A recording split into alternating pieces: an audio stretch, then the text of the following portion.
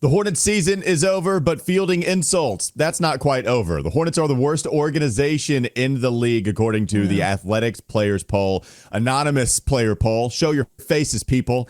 Anyways, we'll talk about the Charlotte Hornets being the worst organization. Plus, we'll get to some other things mentioned in the poll, give you a mock draft, and talk about a record the Hornets broke this past season. All today, Locked On Hornets.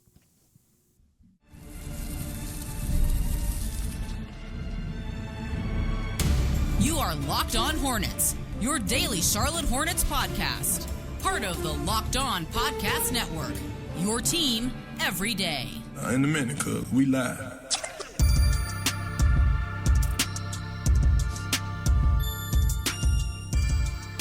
It's Locked On Hornets, part of the Locked On Podcast Network. It's your team every day. Thanks for making us your first listen. We're free and available anywhere you get your podcast, and that does include YouTube. Doug Branson, a part of a players poll that was featured and talking about the Locked On Hornets podcast being the players' favorite podcast among all players in the league. Doug Branson hosting Locked On Hornets and Locked On NBA. I also saw that mentioned there. You can catch him on everybody's favorite Substack, everyhornetsboxscore.com.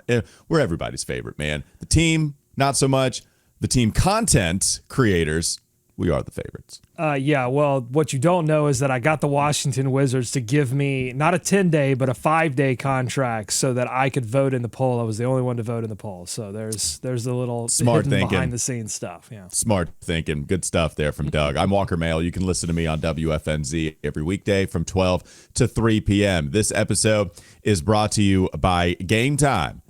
Game time? Download the Game Time app. We haven't been in sync in a while. Download the Game Time app, create an account, use code LOCKEDONNBA for $20 off your first purchase. And finally, of course, we have the newsletter, the Locked On Hornets Daily Newsletter. One stop for ultimate team and league coverage delivered right to your inbox. You can sign up for free right now, LockedOnDaily.com. That's LockedOnDaily.com. Start your day with the all-new free Locked On Hornets newsletter.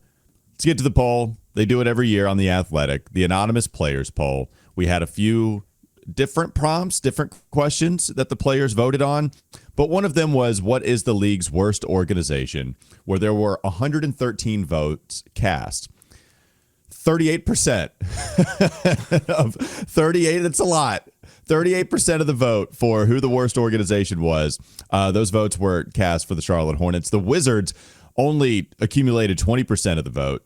New Orleans got 11.5%. That's a lot. Hold on. You say only. I mean, I guess only compared to 38%, but 20% is a margin as well.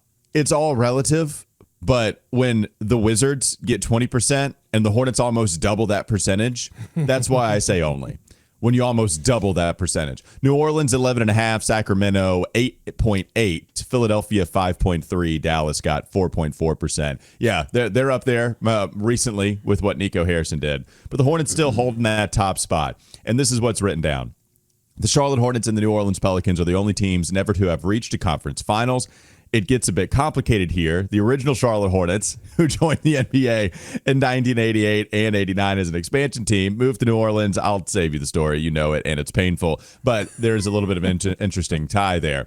Washington finished the season with the league's the second worst record. Charlotte compiled the league's third worst record. That recent futility, along with both franchises' conference final droughts, must have been on players' minds. And so they talk about ownership a little bit. It's worth noting that these teams owners have felt in recent years that something was amiss. In 2023, the Wizards hired a new president of Monumental Basketball, Michael Winger, away from the Clippers. The Hornets hired Jeff Peterson. So just being announced here that both organizations have gone through change, but still that same old stink. It's here. It's not away, despite the new regime. Taboo, but despite there being a new regime, despite there being new ownership, you still have the same reputation here in Charlotte. What are your thoughts on the Hornets receiving 38% of the vote as to who is the worst team in the NBA? Well, I think that's the question, right? How much of the new ownership group of Plotkin, of Jeff Peterson, of all of that, how much of that is baked into this player poll? And I would say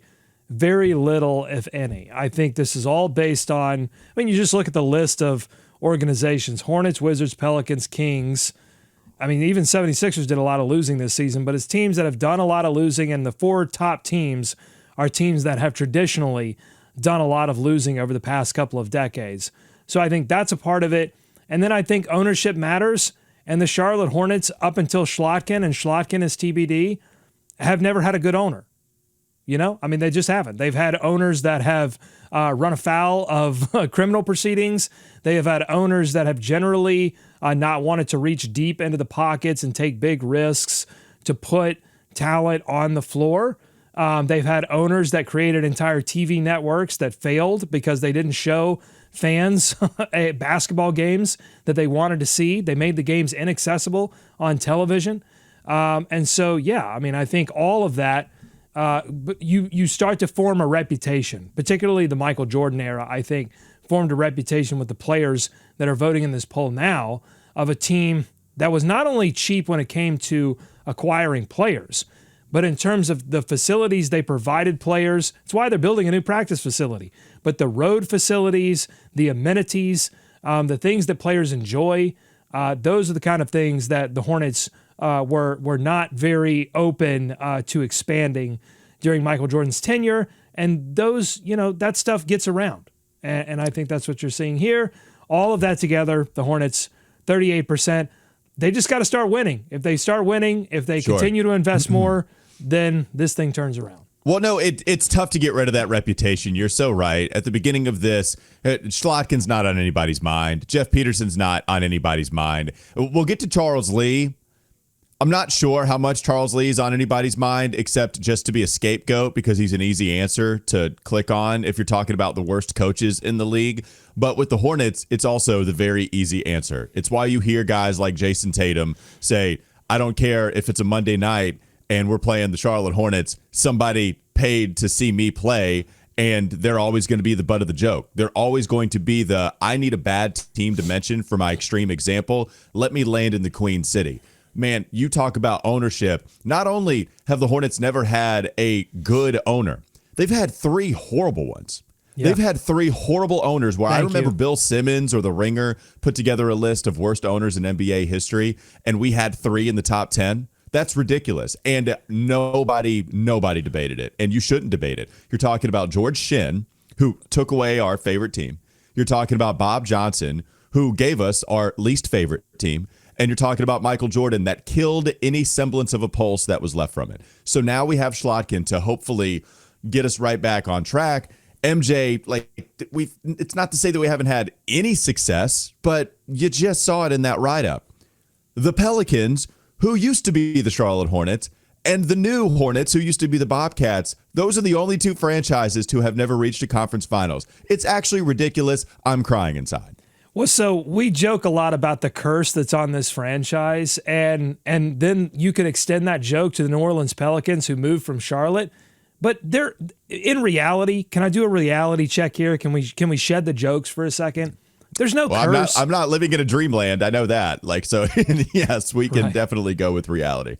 There's no curse. It's all people. It's all management. It's all decisions. And you look no further than George Shinn, who took the team with Ray Woolridge to New Orleans and then cursed that franchise with his presence, had to sell the team had to basically give the team to the NBA because he couldn't pay for it anymore. And then who bought it? The Bensons, who own other teams like the New Orleans Saints, and it's sort of the stepchild of the Bensons. And if you talk to anybody about the New Orleans Pelicans, their facilities, the arena, the investment in that team, they've gotten extremely lucky with the Anthony Davis thing, but they screwed that up. They got lucky with the Zion thing, but Zion screwed that up. So yeah, they've had a little bad luck, but it's also been, again, that ownership group's investment in the team and some of their, I would say, a little bit too stringent policies around like player, I don't know what you would want to call it, player behavior or whatever, that have rubbed some people the wrong way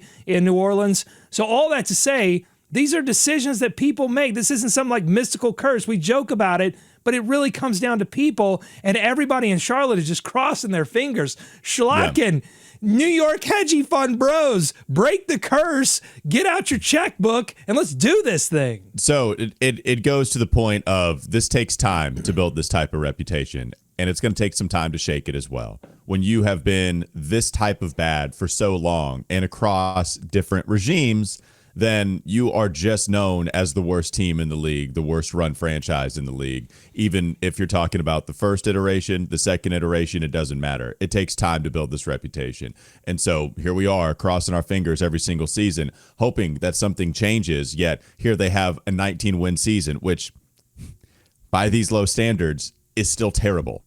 A 19-win season by the low standards already set is still one of the worst seasons ever in terms of what you put up in the win-loss column.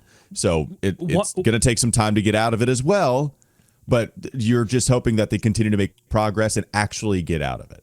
Well, one quick thing. They need to get out of it. They need to focus on getting out of it as soon as possible, as soon as makes sense. Like, don't do anything crazy nuts that's going to further put you in the hole, but you've got to work quickly to do this, because this is what frustrates me most about all this talk about, well, the Hornets can't be a free agent destination because of the market. The market's got jack bleep to do with it. Charlotte is fine as a market, as a city. There's nothing wrong with Charlotte and its people. The only thing wrong with Charlotte are the Charlotte Hornets, who continue to be terrible. And good players and great players don't want to play for terrible teams with terrible ownership that want to invest an amount such that will keep the team terrible. That's the end of the story. But change now, baby. Now we got another shot. We got a different life. Let me figure out how to word this. We have a new life. I don't know if it's different. I don't know if it's going to be terrible. We have a new life, and it is hard to get rid of owners. It's the one thing you can't get rid of whenever you want to. You can get rid of coaches, you can get rid of players, you can get rid of GMs. It's so easy. Unless they get bored and want to go race cars. That's the only way you can do it. And unless they want to cash out and then get a little more liquid, or you want to, that's the way. That's the way. So we have a new life, and we're in the infant stages of that, and we've agreed with the moves that they've made. That's your positive spin. Let's move on quickly before we go back. Coming up next on the Locked On Hornets podcast. Everywhere. LaMelo Ball only got one most underrated player in the league vote. That's pretty cool. Didn't even show up on the graphic. Almost slipped by me, so that's cool. Charles Lee, he did show up on the graphic for worst coach in the league. We'll get to some of those questions in the players poll coming up next. Locked On Hornets. Wanted to tell you that this episode is brought to you by Game Time.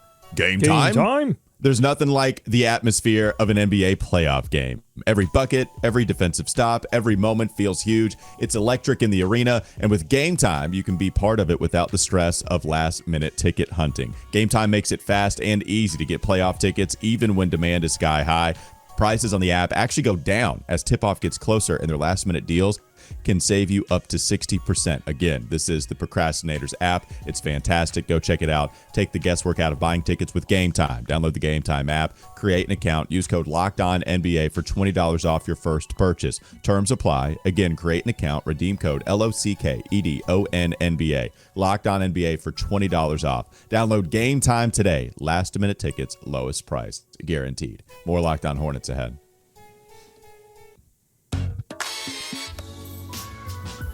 All right, let's get to the other questions on this anonymous NBA players poll quickly. Aside from your current coach, we had who is the best coach in the league. Mark Dagnall got 21.8% of the vote.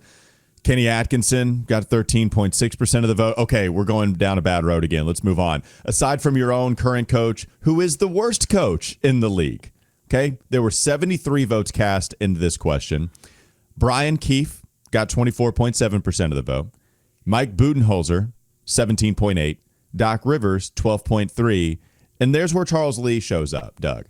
Charles Lee received 8.2% of the vote when it came to who the worst coach in the league is. Now, this one, I think, is also indicative of the Hornets' reputation. I think if you are participating in this players poll and you just want to go pick an easy punching bag to vote for as the worst coach, I think Charles Lee is that guy.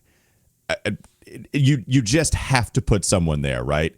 And so I don't know. We don't have enough sample size to truly tell you Charles Lee is fantastic. This works the other way, too. I don't have enough of a sample size to tell you that Charles Lee is an amazing basketball coach. I don't have enough of a sample to tell you that Charles Lee is the worst coach in the league, but yet still he shows up on this graphic. What do you make of him showing up in the top five? Well, so here's where I'm going to attack the methodology of the Athletics player poll, much in the way that Rick Carlisle did when asked about Tyrese Halliburton showing up as the most overrated player. He said it was bull bleep. And I agree, because look, if this is true, if Rick Carlisle is right and the Athletic essentially took all of their folks and went out to the arenas and just like asked people just on the spot, like, hey, here are the questions and we're going to do the poll that way, instead of like sending the poll out and letting players think about it and look and figure it out. And I question whether the players would actually do that. But I don't know that they were even given that opportunity. I mean, famously, we remember when the players were first given the responsibility of picking all-stars, and Tony Allen didn't know who Matthew Dellavedova was in a year when it would have been like you would have known who Matthew Dellavedova was. He was like a 6th Man of the Year candidate. Like, he was a good player, and Tony Allen didn't really know who he was. And famously, he makes our intro now because of that whole ordeal. So I don't know how much the players pay attention to certain things outside of their own team bubble. So those two things I would put there for Charles Lee. I don't think it's about Charles Lee actually being a bad coach. I think players were put on the spot. They thought of the first bad team they could think of. A lot of people went Brian Keefe for the Wizards because that's obvious, very bad team. And then they went to Charles Lee. Right. So it's either go to the worst teams in the league or go to talented teams that underperformed. And that's what they did with Mike Budenholzer and Doc Rivers, where Mike Budenholzer wasn't good. We know that the Phoenix Suns organization is also a huge mess right now. Doc Rivers, there might be something there, honestly. That's reputational. That's reputational, that's reputational because he throws players under the bus, and players talk. Like, if you have a bad experience with a guy, players talk. But Charles Lee, being a first-year coach, he's only head coached, and I don't think anybody from the Boston Celtics was anonymously calling Charles Lee a bad coach. He coached them. He helped coach them to a championship. And he's only coached, 15, 16 players for the Charlotte Hornets?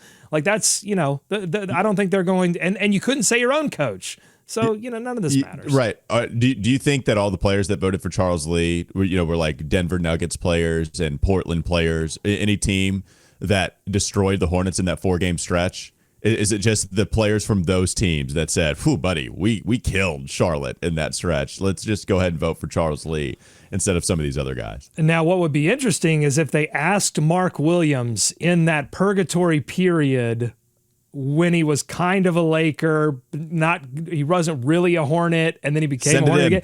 Like, if they asked him right then, maybe he voted. Send it in.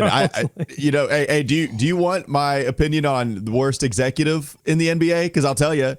No, it's okay. It's Jeff. All right. Sorry, I just wanted to tell you.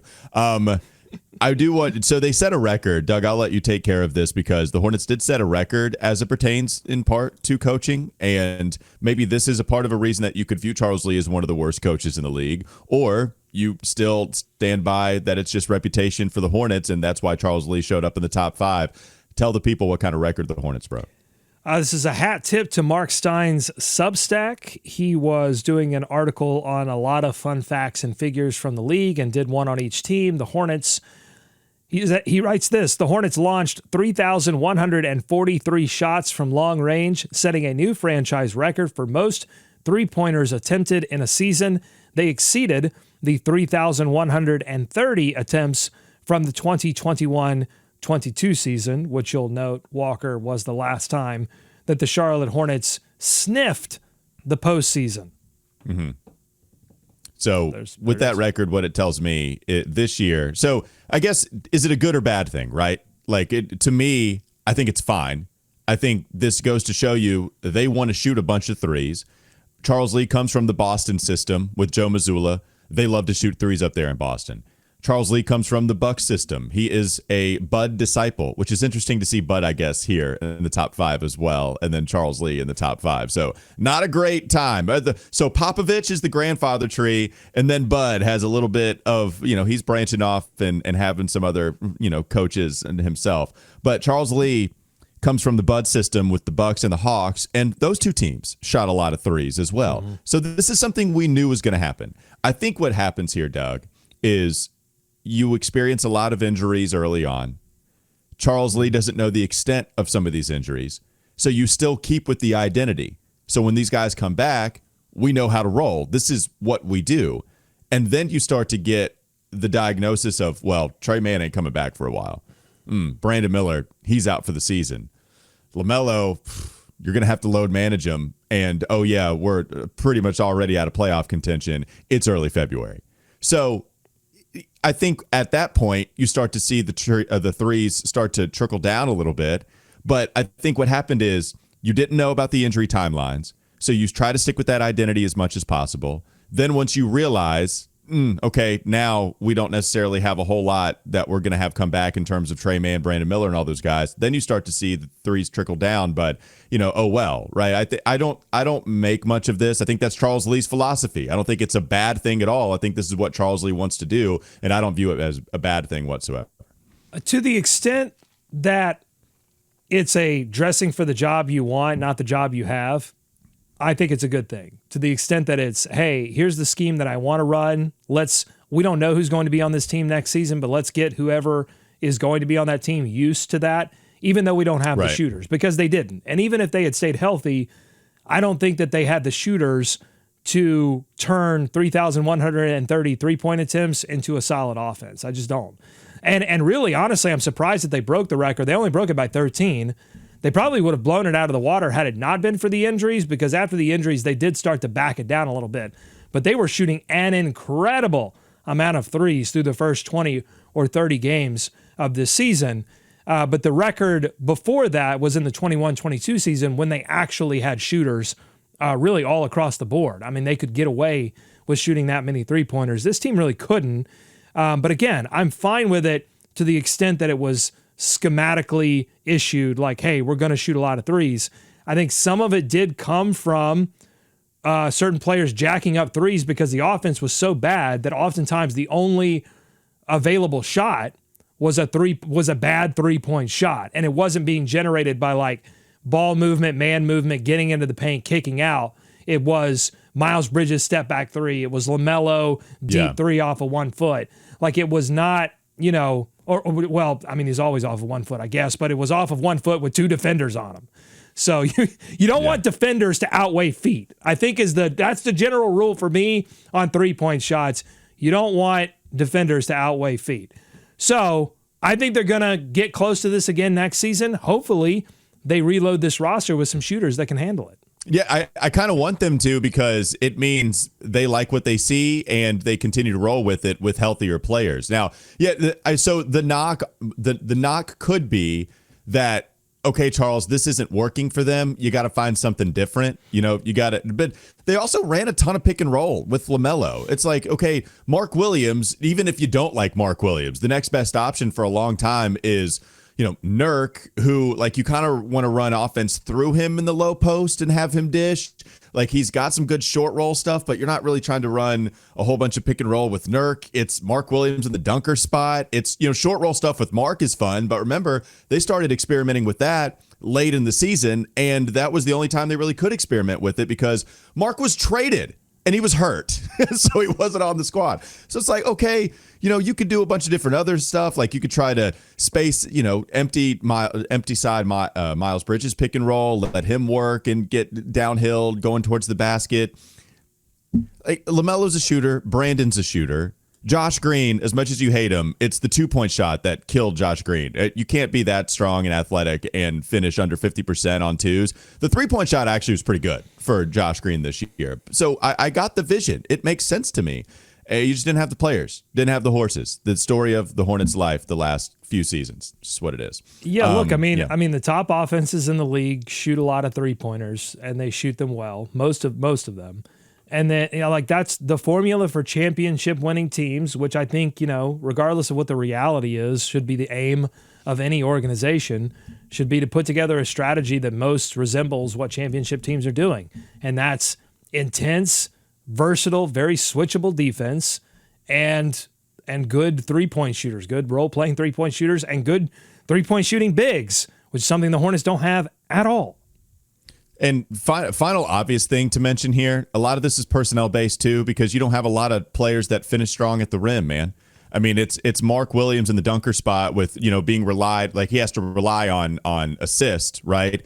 But Miles was actually in the 55th percentile in shooting accuracy at the rim. That's down compared to what you usually expect from him. It's always been a weakness for LaMelo. It was a huge weakness for Brandon Miller coming out. It was not a weakness for Josh Green coming in. It absolutely was this year. That's the biggest part of Josh Green's game that just went away. So when you're shooting a bunch of threes, it's in part because we also don't have any strong rim finishers. That's just the reality of it. And that's a whole lot of why you see a record broken, such as it was this past season.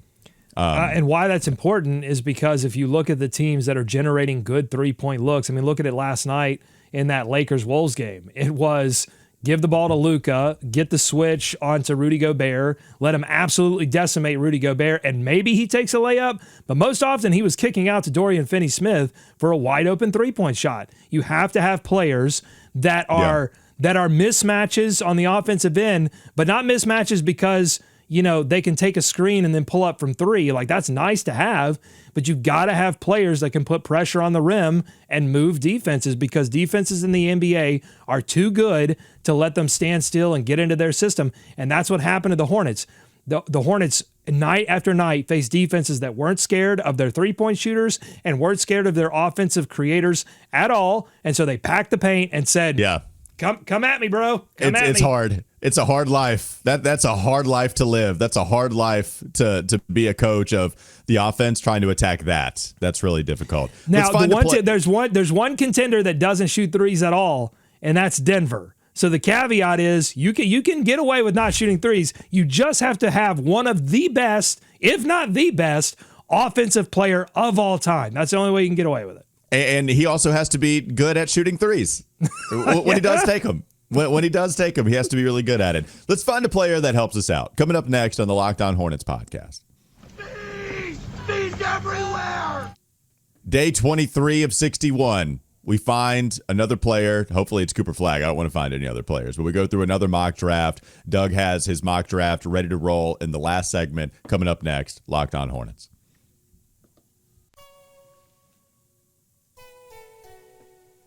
This episode is brought to you by Amazon Fire TV. Did you know your Fire TV is also an Xbox? You can turn any TV into your gaming and entertainment hub with Fire TV Stick 4K devices. No console required. Just grab your paired controller, subscribe or sign in to Xbox Game Pass Ultimate with EA Play included, and you're ready to play. Dive into hundreds of premium titles with EA Sports College Football 25 to Call of Duty, Black Ops 6, and Avowed as easily as you stream your favorite shows. It's gaming made simple, and it's all on your Fire TV. It's affordable and portable gaming that they offer you.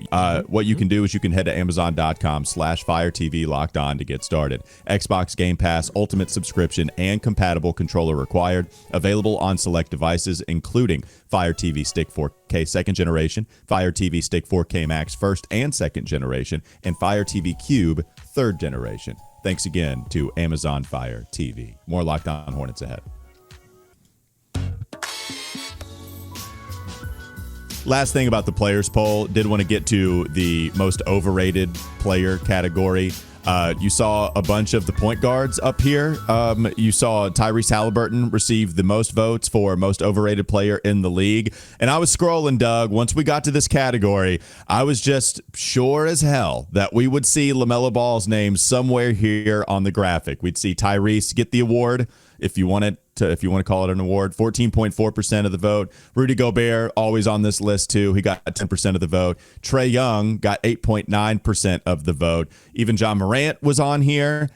LaMelo looks like he only received one. He's in the very, very, very fine print. If you're a SpongeBob fan, you can remember Mr. Krabs with the fine print, money back guarantee, except you got to get a microscope to find that fine print. It's kind of what it is here. LaMelo was one of the other players receiving votes, but man, I mean, I guess just one. I'm surprised. Given the narrative surrounding him, I'm surprised to not see LaMelo here. I think if this was a media poll, LaMelo would be on the category. He would be on the graphic. But the players poll, they don't feature him. Yet the players also, they voted him fourth, I think. Once we counted those votes, it was like Cade Cunningham, it was Jalen Brunson ahead of him. But LaMelo not here. Are you surprised? I'm not, because I think when I look at the list of names, so it's Halliburton, Gobert, Trae Young, Jimmy Butler. Come on. Bradley Beal, Draymond Green, Ja Morant. When I look at this, I think they should have renamed this from league's most overrated player to league's most annoying player. That's what this was. They were shoving a microphone or whatever recording device in someone's face and saying, who's most overrated? And the player was going, who just pisses me off the most when I play against them, because either they talk a lot of bleep or, they just do things that I don't like. And you can just run down this list, and it's a list of the most annoying players in the NBA. And it doesn't surprise me that LaMelo's not on this list because for two reasons. One, I think he actually is a likable player. He has more to say to the referees than he talks trash necessarily to other players, although we got a few good moments this season. Unfortunately, they happened at the end after the Hornets were already eliminated, where cameras caught LaMelo talking a little bit of trash. But and this sort of goes to the other element of this, which is that you can't be most overrated if you're not a factor. This is sort of like, I would rather be hated than forgotten. That's what's happening to LaMelo right now, is everybody's fine with him because the Hornets aren't beating teams. So he doesn't really have an opportunity to talk trash. Maybe he would if given the opportunity. But the Hornets are not winning, and so he is forgotten. And I would much rather him be on this list, honestly. I mean, yeah, to a certain extent, but I think you're totally right. As you could hear me talking about the results, I was starting to convince myself, yeah, wait, this isn't all that surprising. It's just I'm so used to talking about LaMelo and fighting against the negative light towards him. If the media voted, right? Yes. That's what. 100%. I'm sorry, I wasn't listening. It's okay. If the media voted, then LaMelo would absolutely be on here. But it does go to the point. The players once they started counting the votes of the players. Remember, he was fourth in the All-Star voting. Remember the players, they got their assignment taken away from them because they didn't take it seriously, and you were voting in I don't even know I don't remember who they were voting in the All-Star game, but it was so clearly a guy that wasn't deserving of an All-Star nod. Players kind of got it right this year. LaMelo was fourth, and the players above him and just were having better seasons. So yeah, I'm with you. Shouldn't be surprised, and this could just go to the most annoying player. What you got? This is a $1 fine for not listening. I drew a little ear too, just to remind myself. I don't know where the Phlegm bucket hat got off to. It's around here somewhere, but $1 fine. Sorry. Okay, that's okay. All right, mock draft time. You put your fine in the Phlegm bucket, and then you give me a mock draft to make up for it. What you got? Just a really quick one because we don't have a lot of time here. Jonathan Wasserman of the Bleacher Report, he updated his latest mock draft, and in fact, they did a draft simulation. Beep, boop, boop, boop, boop. Oh, looky. Hornets get a cookie. Actually, they get a Cooper because they hit the lottery in Bleacher Reports. This is starting to feel like a reverse jinx. I'm actually not sure I'm okay with this. We now have a couple of people. The NBA Draft Room did the simulate. We've done the simulation a few times where the Hornets are hitting it. I'm not sure if it's a sign or if it's a reverse jinx. But here's what Wasserman writes. Even with the Hornets' talented young core featuring Ball and Miller, it hasn't translated to more winning. Injuries deserve obvious blame. Regardless, Cooper Flagg may be the draft's only prospect who can change the team's trajectory in a 2-year window. Aside from providing more athleticism, versatility, secondary playmaking, this particular rotation would clearly benefit from Flagg's decision-making, defensive activity, and overall competitiveness and intensity. Yes, but wait for this final line, Walker. Wait for this. He'd line up alongside Miles Bridges to give Charlotte a starting lineup with 5 players, 6'7" and taller. Ho, baby! It's what we want. We've been talking about this. LaMelo. It's funny because, man, would Miles be your shortest player out there? Because Miles he's like the same height as LaMelo, maybe a tick taller. They're basically the same. It'd be close, which is nuts because he's your power forward in this scenario too. The dream is to have LaMelo, Brandon, Cooper 1 through 3, Miles 4, Mark 5. In terms of what you currently have on the roster, that's the dream in terms of it all working out. And that's a long starting 5. I'd love to see it. So during last season's live draft show, we had a bottle of champagne and we had a couple of cans of Miller Lite for if we drafted Scoot or we drafted Brandon Miller. And so it was 2 drafts ago, I should say. Yeah. So this season, we didn't do anything for Tijon.